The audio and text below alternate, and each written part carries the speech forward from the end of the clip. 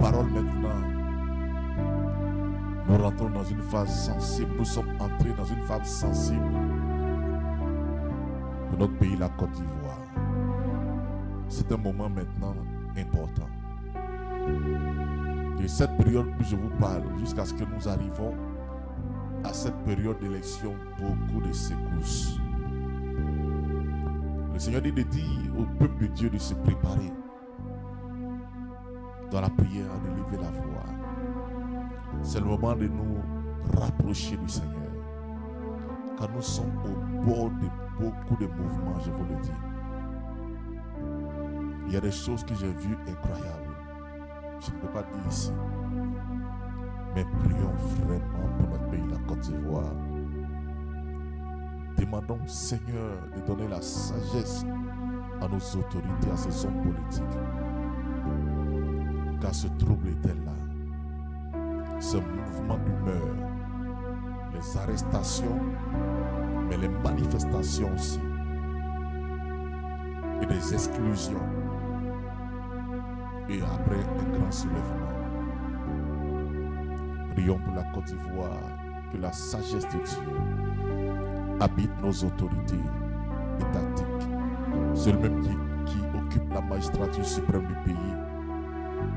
Et tous les différents leaders de tous les différents partis politiques en place, des grands partis de gauche ou de droite, du centre et autres. Car ce que j'ai vu n'était pas agréable. Avec des gens qu'on préparait, comme des jeunes qu'on préparait pour entrer en action dans la violence.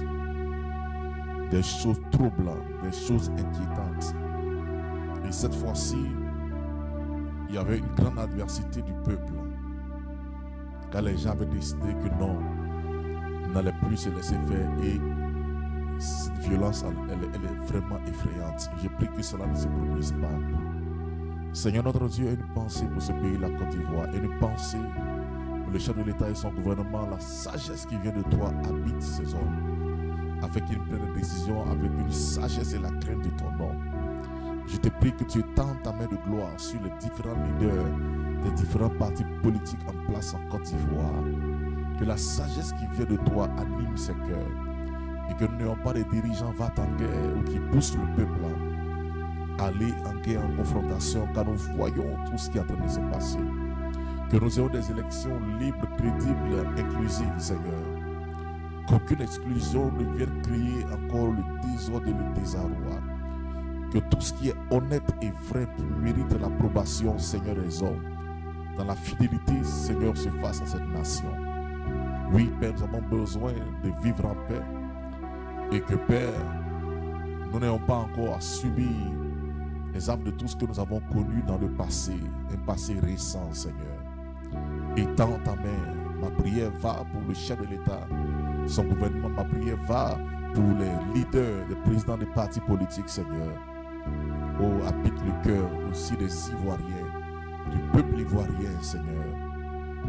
Et apaise les cœurs, désarme les cœurs, Seigneur, de toute forme de violence, de toute forme d'exclusion, et que chaque candidat puisse se présenter. Et que, Père, il y ait vraiment une vraie unité autour de cette élection.